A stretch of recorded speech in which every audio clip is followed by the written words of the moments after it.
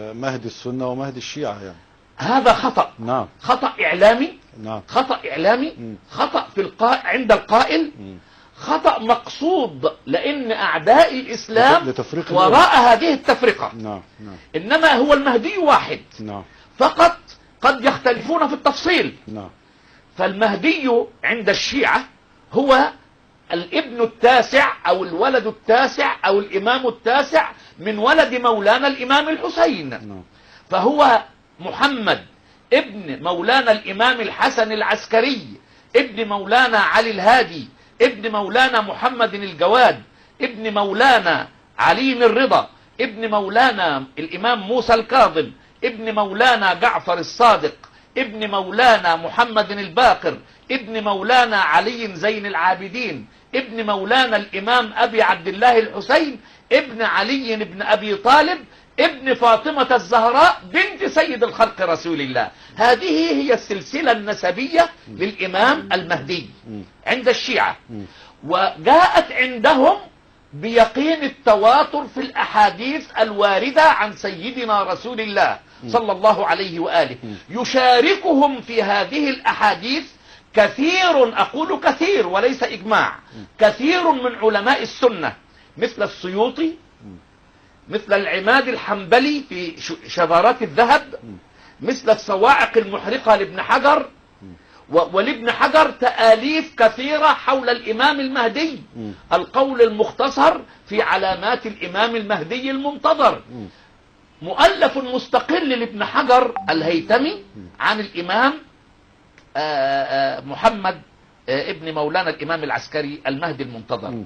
وكذلك الإمام السيوطي له تآليف كذلك مستقلة عن الإمام المهدي المنتظر، ويقول أن الإمام العسكري قد ولد له الإمام محمد وهو الإمام الثاني عشر عند علماء الإمامية من الشيعة.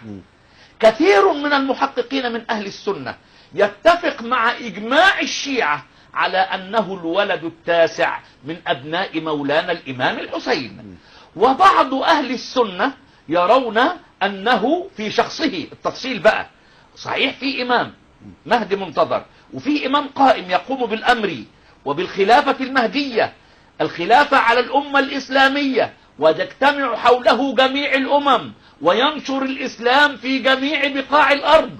هذا كلام أساسي متفق عليه عند الطرفين. الاختلاف في الاسم، أنه يسمى أحمد عند بعض أهل السنة، وهو من سلالة الإمام الحسن المجتبى ابن سيدنا الإمام علي، يعني برضو ما خرجوش خارج البيت العطرة المحمدية، إنما هو أيضا من البيت النبوي. التفصيل هذا لا يضر في أساس العقيدة، التفصيل في الاسم لا يضر في، حتى أنني قرأت حديثا مرويا عن أئمة الحفاظ من الشيعة بأن يعني نلقب الإمام بأنه الإمام القائم المنتظر ولا نسميه، مش احنا اللي نسميه، لا نقول أحمد محمد علي، مش احنا اللي نسميه، إنما بالصفة التي وردت لنا عن سيد الخلق رسول الله، حيث قال في أحاديث عند أهل السنة من الصحاح، قال يا فاطمة أبشرك بأن المهدي منك. ده كلام سيدنا النبي في أقصى الأحاديث، ومروي كذلك في مجمع الزوائد في الجزء السابع، مروي عن سيدنا الإمام علي بن أبي طالب، قال علي يا رسول الله أمنا المهدي أم من غيرنا؟ قال يا علي بل منا، بنا يختم الله كما بدأ بنا، وبنا يستنقذون من الشرك، وبنا يؤلف الله بين قلوبهم. بس هو المهدي عند علماء السنة مولانا كما قرأنا يعني هو شخص هيولد في آخر الزمان، يعني اللي هو ليس السيد محمد بن السيد الحسن العسكري، هو سيولد في آخر الزمان، يعني هو يعتبر اختلاف واضح تماما في الرؤيتين في النقطة دي، ويتكلم بذلك كثير من أهل السنة، يعني توضح برضو هذا الأمر يعني. حضرتك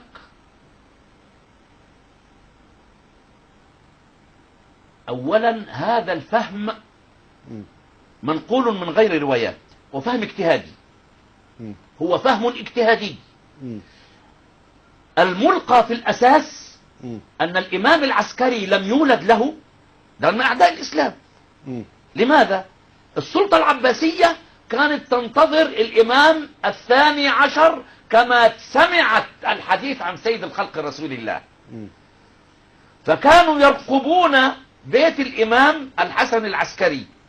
مم. أي أمة، أي امرأة، أي زوجة كانوا يراقبون عليها، وبجواسيس موجودين داخل البيت الحسني مم. عند الإمام الحسن العسكري.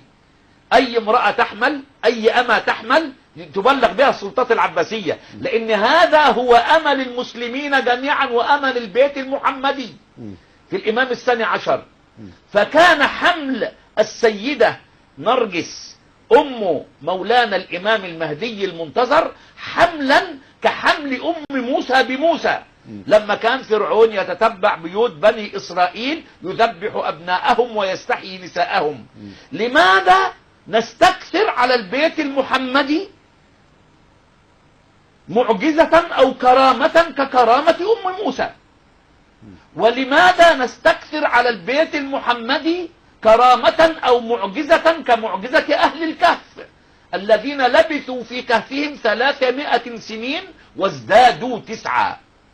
لماذا لا نعترف بأنه ولد له وأنه من المعمرين وأنه من المنظرين؟ بقى ربنا سبحانه وتعالى يقول لإبليس، قال إنك من المنظرين، فإنك من المنظرين إلى يوم الوقت المعلوم، ويكون هذا من المنظرين والخضر من المنظرين وإلياس من المنظرين، وإحنا نستكثر على قدرة الله أن يكون الإمام المهدي من المنظرين. هو إيه الغرابة اللي عند أهل السنة اللي بيقولوا بهذا الكلام حضرتك؟ النقطة دي مش قضيتنا يا مولانا، احنا بنتكلم في جزئية ايه؟ احنا متفقين جميعا، احنا يقولون لم يولد بعد. احنا هدفنا توحيد الكلمة. نعم. على قضية لا خلاف ان فيه الامام المهدي سيأتي في اخر الزمن، دي قضية لا خلاف عليها. هؤلاء يقولون وهؤلاء يقولون، هذا مستقبل. إن ظهر بالصورة التي قالها الإخوة الشيعة فهم كانوا على صواب، إن ظهر بالصورة التي قالها الإخوة السنة فهم على صواب. لكن الهدف أن نعمل الآن أمام العدو المشترك ونوحد جهودنا بدل من أن نختلف حول قضية مستقبلية. ده الهدف يعني اللي أنا عايز أوصله لحضرتك يعني. حاضر. هو سعادتك ماذا يضر في قدرة الله أن يكون قد ولد وغيب كغيبة عيسى؟ احنا مش بنقيم الحجة على أمر.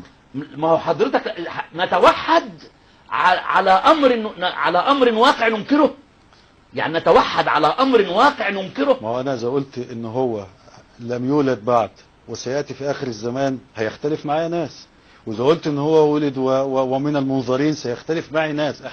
أنا مش هدف إن أنا أختلف مع الناس، أنا عايز ننظر إلى القضية، الجوامع المشتركة في القضية إيه حتى نعمل عليها. الجوامع المشتركة في القضية أن نؤهل أنفسنا استعدادا لنكون من أجناده ومن أتباعه. أحسنت. أن نغسل أرض أنفسنا. نعم. استقبالا لغيث الله ومدد الله. نعم. فإذا نزل الغيث ونزل رزق الله نبت الإيمان نباتا حسنا. نعم. لا نباتا مكدرا. نعم. ده المطلوب مننا الآن. نعم. غسيل الأنفس، الطهارة الدائمة يا أستاذ عبد الحليم، نعم. اليقظة الدائمة يا أستاذ عبد الحليم، نعم. حتى لا يفرقنا أعداء الدين من جنود الدجال وجنود إبليس. نعم. لعنهم الله. نعم. حتى لا يفرقنا الناس حول أشياء لا تؤثر في النتيجة. نعم. يعني نحن إذا تفرقنا لا تؤثر في النتيجة. هذه التفرقة لا تؤثر في النتيجة. ونعمل منها تعصبات ونعمل منها طوائف ونعمل منها. أحسنتم.